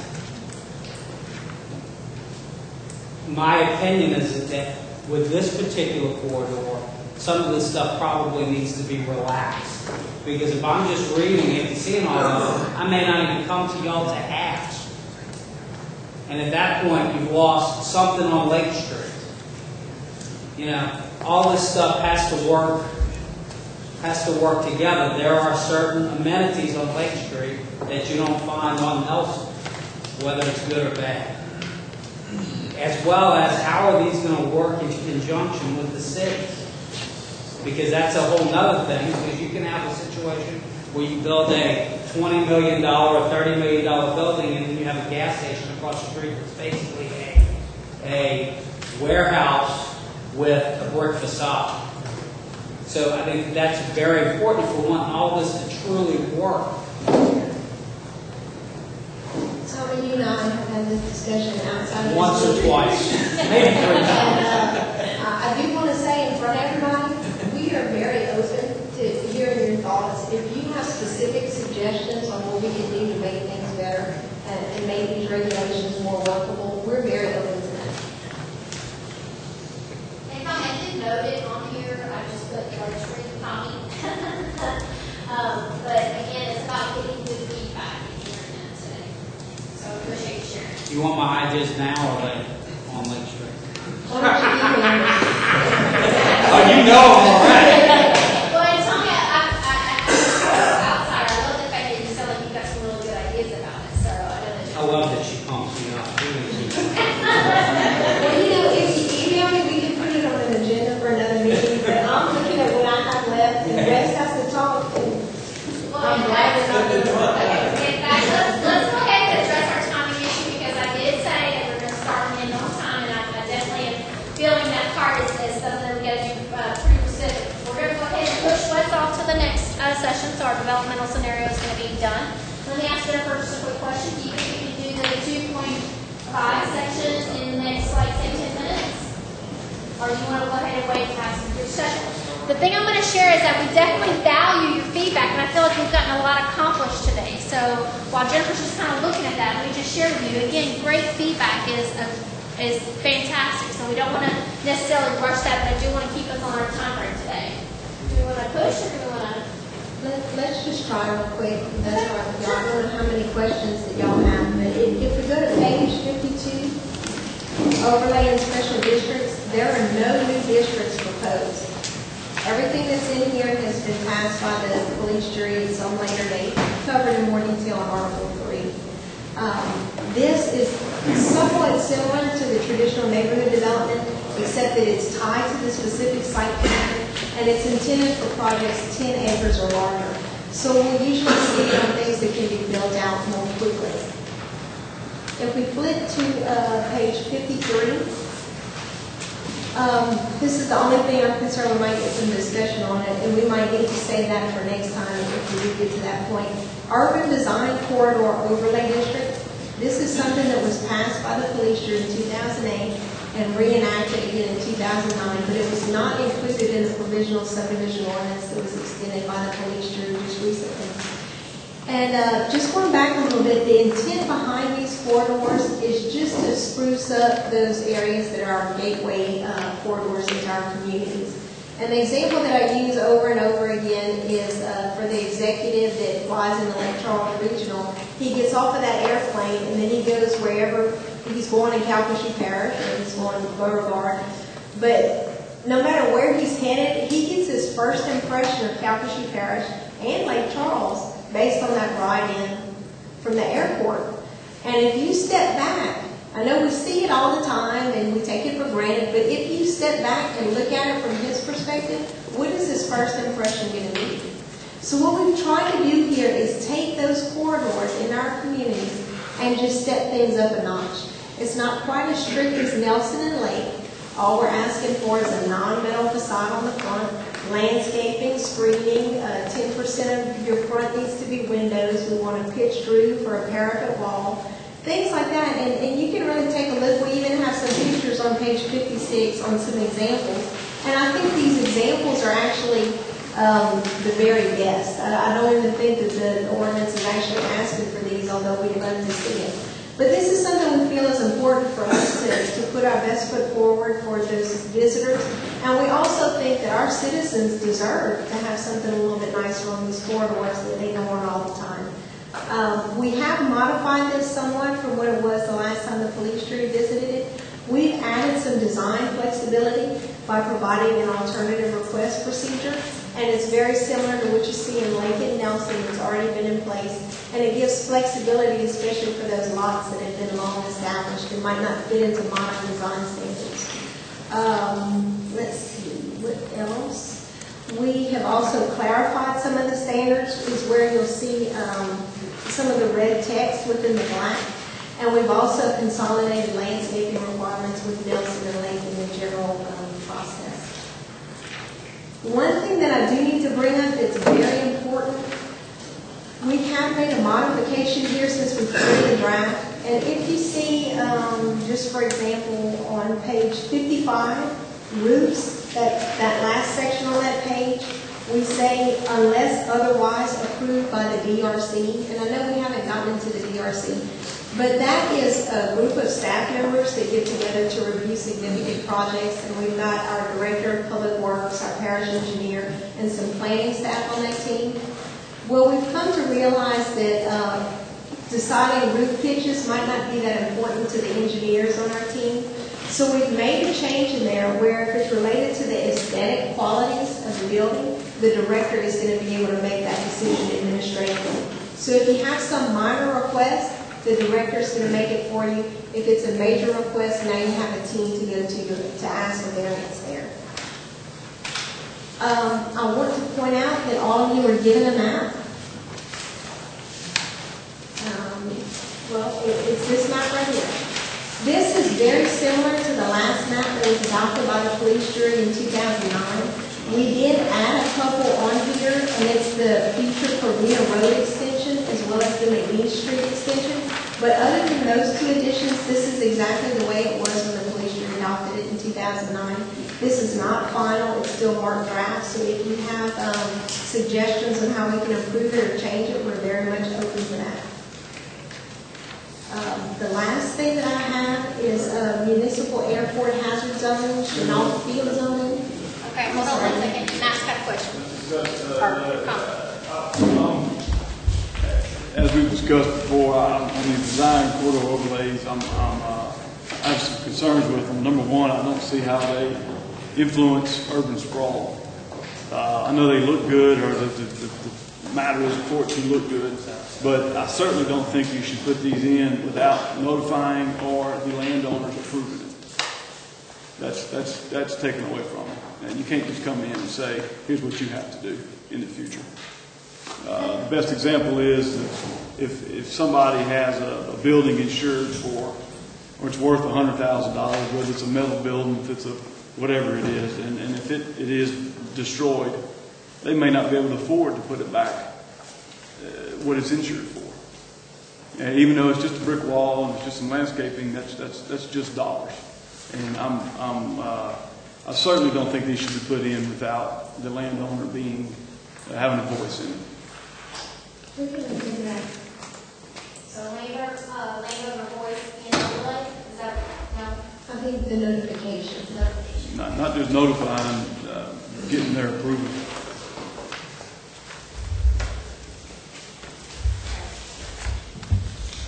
Go ahead, Jennifer. Back on 59, you're ahead of 59, aren't you? I'm sorry, Page 59. You're past that, aren't you? Yeah. Yes. I had a question about the monument signs. Okay. It just seems the maximum height of 12 feet is just too big. That's my opinion. I would suggest that you take another look at that.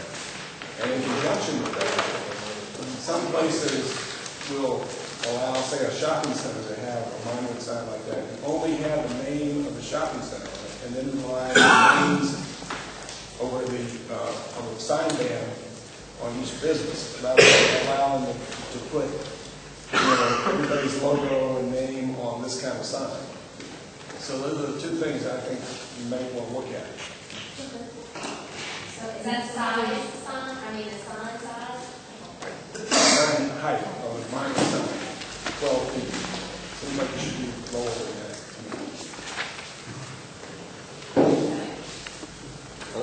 Anything else? Comments on that? We got one, oh, no, Jeff, sorry. I'm gonna follow on Russ. I'm like, well, 12 feet might be too big somewhere, and it might be way too small somewhere else. Maybe looking at some, I hate making rules, but some sort of stratified matrix to take into account how wide the public right-of-way is, what the posted speed limits are. Certainly don't want to put a business at a disadvantage. And maybe some kind of sliding scale like that, like we do with sight triangles or other things, might be an appropriate way to address it. There's always variance, probably always ask for an exception. Look at that, but to be honest with you, the 12 feet is in there because we wanted to take small steps. And we felt like us just requiring a monument sign was a big step in itself. So maybe the next step, the next time we meet, in 5 to 10 years, we need to know that. It's a living document. That's correct. All right, let's hear our last little piece. I just have this one last piece, and you can flip through it and see, starting on page 60, to finish out that article. It's just basically the 3 ordinances that have been on the books for ages. Municipal zoning was adopted by the Commission in 77. Chenault was adopted in 88, and West Town was adopted in 86. And these ordinances are all in compliance with FAA regulations, and the only changes we made were just references and grammatical changes, and you can very easily see those in the red text. But that's all I've got for Article 2. I know Article 2 is pretty comprehensive. Any other comments about what Jennifer just talked about or anything else? Yes. Okay, hey, got 2 comments. I love Yes, it. the signage, I feel like that needs to be discussed a little bit, especially with the utilities involved. 12 feet might be a problem, especially when utility lines are involved. There's clearances that have to be met depending on the voltage of lines. And national developers probably not know the voltage of primary lines in the area. Utilities need to be consulted on that. Not only that, it's their dedicated right of way. They're not going to allow a sign on that right of way. It needs to be moved back. And one other thing in this section was landscaping the street. I know they have some provisions on oak trees, and Energy actually produced a pamphlet, kind of a guideline, in the different classes of trees. There's 3 classes of trees, and I wrote this as the plan for power lines. Energy actually suggests a 50-foot on the oak tree. I know that was mentioned in there. Maintaining about 50 feet away from the power line. Because once the oak tree develops, it's a shame to have to go back and cut a notch out of it because there's an overhead power line in the area. It gives the oak tree a chance to develop and grow into a beautiful oak tree and give it enough fruit. There's other trees that you need to plant closer to the line that are smaller and would suffice for the landscape. One other comment, I know we're not into Article 5, I keep referring back to Article 5. I read it in there, I'm not sure the exact page, but it was basically a tree you planted underneath the utility power line as long as it's not excess of 25 feet. And the answer to that is no. That creates a problem in the university area. The trees in there, if you drive through there, are cut. The trees are cut through there. They continually hamper utilities for telephone, cable TV, or utilities. Continuously trim. I know a lot of residents do not like to see the trimming or the trees happening there. It does happen. And that would prevent that, especially for upcoming hurricanes and stuff. We really need to consider where we plant trees and what we're doing as the future holds. Is there anyone who could get a copy of that pamphlet? How many copies? Right here. This website also references the trees and how to plant the trees. I mean, we like trees, but they need to be planted in the proper location. Is it all at Entergy.com for people that might watch on the web? No, but I can actually get some of this information, the pamphlet, I can provide you with. Okay, that'd be great. Okay. Great, excellent. Do we have another one? Another comment? Just a question. Some of the residential stuff, and actually maybe some of the commercial stuff, do we care about doing any minimum standards for drives, like hard surfacing, minimum width? We have that in Article 5. Oh, down the road. Yes. Down the road. Great question. Excellent. This is just general questions we can ask. Well, if you have, I mean, questions about Article 2, or, I mean, if you've got a general question, I'll take it. No, that's not Article 2. Jennifer, all the stuff in black, it's all the books now, I guess that's all that means, you know, all the writing that's not red. The blank should be in our existing ordinance. Okay, so all this, I was just blind to before, where it dictates what the exteriors of what buildings must be, what trees are allowed to be used. What page are you on? I don't know anymore, sorry. I'm on page 56, where it tells me what the exterior has to be brick, masonry, or rock, and, Now, this is the urban design corridor, and it was only in effect in 2008, 2009, and then 2009 and 2010. So it's not in effect today, but yes, that is how it was when it was in effect. And it's only for those corridors that are on the map. yeah. Same with the trees. Sorry. If it's in that section, yes. Page 40, type 1, 2, and 3 trees. Oh, And then yes. a parking space must be no parking spaces are allowed to be further than 50 feet from the tree. Yes, that is in the existing ordinance, but that's only for that district. It's not parish wide. That's Nelson Road. Yes. That's right. All right, let's take one other from here, and then we'll just try to wrap it up. Go ahead. Please clarify that this is going to be adopted for new construction or for existing businesses along that corridor? Everything would be grandfathered in. So it would be new. Okay, so it would only be for new construction. But the example that I believe Mr. Red brought up, where if a building was destroyed. Right, and it had to be rebuilt. That would be a special consideration of that building.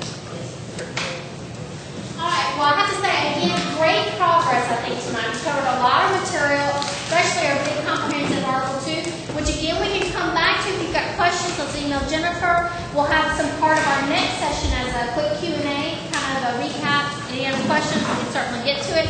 Let me ask as far as our public feedback. We did say that we'd leave a portion of our time open for our public comment. Is there anybody that's here from the peanut gallery back in the back that'd like to make a comment? Okay, great. Charlie, do you want to come on up here? I'll give you a couple minutes. Yeah, or do you want to project out there? Do you want the microphone? I'm good here, if you can hear me. Okay. Well, one of the concerns that I can see on people's faces when you were asking initially, you know, what were some of the concerns on people's faces was the time frame. Because, I mean, from the public's perspective, don't take this out of context, but it looks like you're really moving through a lot of material pretty rapidly, and it appears that a lot of people either have some questions or would like other, you know, clarification. So it looks to me like you might take it in smaller sections over more time, just from the public's perspective. But the public is kind of curious that the function of the review board, to be fair to the board, do they have, if they have a concern with something, can they just recommend a whole section be taken out? Or something new be added? I mean, do they actually vote to put it in and out? Or are they just here to give feedback to what's already there and they have limited, or basically have no control other than to give feedback to what they're reading? Exactly how does it work? It's set up to be an advisory group. Okay. So they give input and comments, and everything is recorded. Okay. So we're definitely open to considering other ideas, but if we hear this whole section should be taken out, I'm not sure that would happen, but if someone would be willing to propose an alternative, if there's a solution to the problem, we're very open to considering that. But any places where there's areas of dissension, where the staff feels like it's important and still needs to be included, but the advisory panel feels that maybe something needs to be taken out, we're going to record that, and when we take it to the planning and zoning board and the police jury, we're going to note it at that time that we couldn't reach agreement as a whole. Okay, so I appreciate that. I'm just trying to understand the scope of, you know, what we're dealing with. So that at some point, I'm assuming that this particular committee will either make a recommendation to support this thing in its entirety, or to not support it, or to take no action. I'm assuming. Well, there's technically no vote. I think that we would go over a new draft that would be presented at the end and report again what everyone's input is. Okay, and again, I'm just trying to understand where we're going at the end of the day, because it certainly appears that if there was parish-wide sewage in place, I'm not so sure that that book would be that thick, that we would be dealing with it, in this level of detail.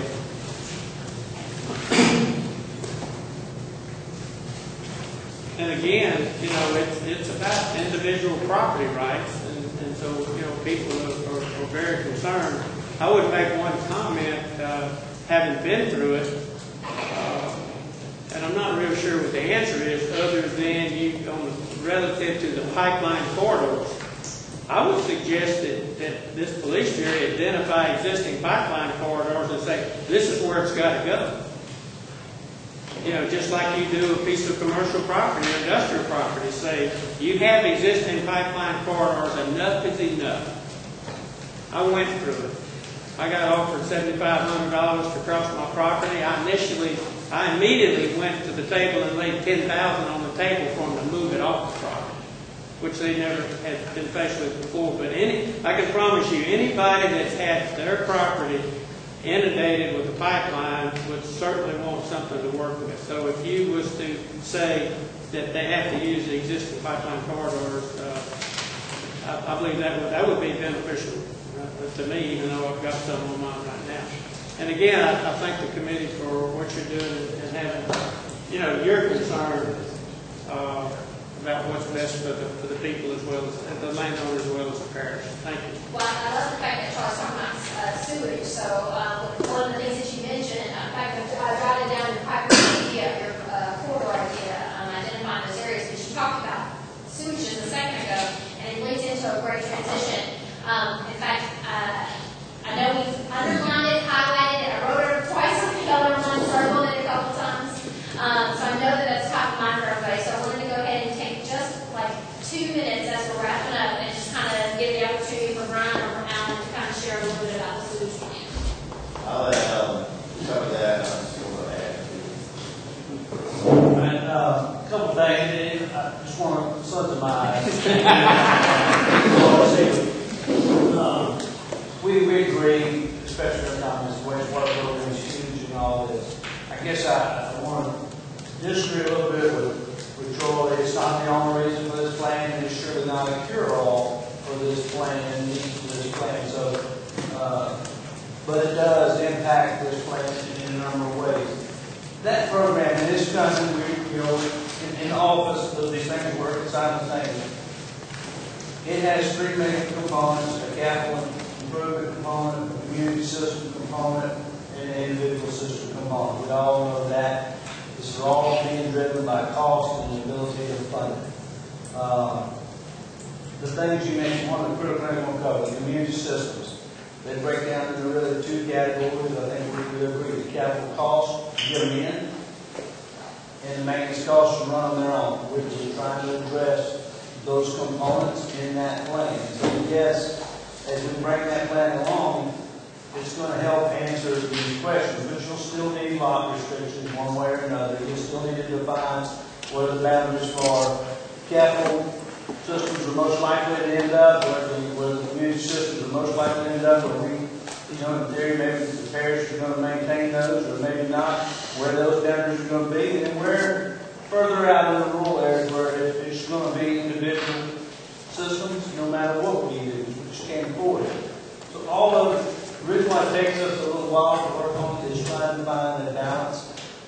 The jury wants to put a plan out there, but it's one that's got an opportunity to pass. And so we're trying to work all together. I just want to emphasize that we agree wholeheartedly that it's key to all of this.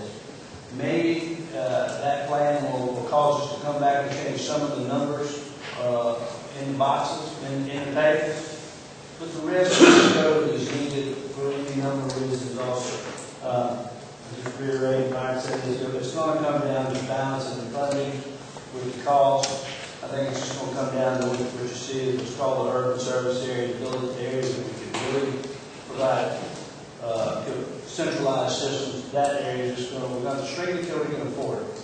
Everything else we're going to try and deal with in those sectors. Well, we do appreciate your cautiously moving forward, like you just mentioned. Because make no mistake about it, when it comes to mechanical systems are totally and completely controlled by the sewer manufacturers with the full support of the legislature that ties the health department's hands. That's the problem, and it's a monopoly any way you look at it. Now, I have one question for Jennifer on the issue. Because I apologize for being hard of hearing, but you talked about the Lafayette project. Could that? I guess the simple question would be, could that project be built here in Calcasieu today? Because when they discussed that when Lawani was here, that took 700-something zoning exceptions to make it happen. We're hoping with the T&D development pattern that it would eliminate all of that. They don't have a T&D ordinance in Lafayette. They may now, but when they do River Ranch, that Duane referenced, they did not have a T&D ordinance. So we're hoping to do one with that, so that we can facilitate those types of projects. Okay. Thank you. All right, great. So I'm going to let Ron just have one more minute, and then we're doing the wrap up unless there's any other comments. So Ron. Alan covered it very well. I think the way you ended it, our plan is to shrink the plan to fit what would be feasible, and that depends on who you are. Sewage, I'm talking about. That it is a very complex problem. I totally agree with you, Tommy, that it's got to weave into this, but to wait until we have a final plan, because face it, it's going to be years to implement. But if we know what the plan is, that's important. We're on the same page, and it's a plan for everywhere, meaning it's not just capital. It's operating, and as a matter of fact, the jury is already approved, but we've got a federal grant to pay for most of this, an inspection program to keep this from getting any worse. And then when we build new things, we don't add to the taxpayer burden, we all pay them. The only other thing I wanted to mention, too, is that the general idea of, we've learned over several years about the planning as far as city and parish working together. And there's some good news stories there. I'll be the first to admit that little convenience store that went up, which is at the edge of the city, how does this happen? And we really do work together better, but we don't have a great history of getting our rules and regs together. But that's changed a lot in 5 years. That was really a large basis for the Vision Calcasieu plan, but we need to come back and take it in bites. I'm saying all that because as we speak, all along the way, it's not accidental Russ is here. We also meet with Randy Roach a lot, and others, John and others at the city on this wastewater. The McNeese Street extension, which includes some parish and some city, we're working very closely because we're tying Corbina Road into McNeese Street extension, doing a roundabout there. But we want to look at things like zoning. We're extending wastewater and water to Corbina, which is unincorporated. So we're doing it the right way. We just haven't talked about it a lot. We haven't always done it the right way. But I guess I want to pass along. There's a lot of things happening as we speak. We're trying to prevent this non-communication, if you will, and have the development be thought out well, so developers, realtors, and others they know the lay of the land, and the expectations are there. They're not all different. So, and one last thing, and Christina, as I know, jumping at the bit. There's nothing like money that says what's your commitment? What's in the game for you? I just want to say the jury is gone, not only on record, that it is budgeted. We've got several $1 million already in reserve for whatever is done with wastewater. Because it gets to, you asked about, are they going to help pay for some of this? Obviously, taxpayers have to decide what they're going to fund. The gaming monies, though, is a wild card that we can use, and they've decided to put some away. I suspect they will continue to do that toward a solution to make that number we're looking for more affordable. And I think that'll go a long way. You can't pay for everything, but that's very much in the discussions, and they've been very supportive, and that's already there. We'll build on that. So, sorry. I definitely wanted to, sewer was a highlighted circle thing, wanted to give it just a few minutes to get some clarity. All right, let's talk next steps, and then we're out of here, all right? So next steps for our next meeting, June 20th is the date. So put them on Blackberry's calendars, whatever we need to do. What we're going to look to accomplish at that one is Article 3 and 4. Here's what we're going to ask you to to do for Article 3. It's a really quick, simple, not a whole lot of changes. It's just a flow, basically, if you will, of how the process works. So we're going to ask for you to kind of go over that. We'll send a summary through email. If you could review that and have your questions emailed to Jennifer, we'll do that very quickly because we want to spend the bulk of our time on Article 4. So I'm going to give you just a little pre-work on Article 3 for us. And the subsequent meetings are June 27th, where we're going to talk about Article 5. Again, pretty comprehensive one. July 18th covers 6, 7, and 8. Those are probably very little changes, so we'll hopefully pick up the pace. But again, you guys dictate the pace. I mean, if we've got to hold, we'll hold more. I mean, it's about making sure we get some good feedback in our time frame. But again, on those next step slides, you can kind of see what our time frame is. July 25th and August the 22nd are some other dates as well, so if you want to look at some calendars. Jennifer, anything else you want to add? I just wanted to ask everybody, the handouts that Wes gave you that relate to the scenario, if you could just tuck those into your binder, make sure you bring those back so you don't have to reprint those. The first thing on our next agenda, we'll have Wes run through that scenario. Yeah, so we'll definitely get to the scenario. Okay. All right, again, thank you so much for your attention tonight and your feedback. It's definitely very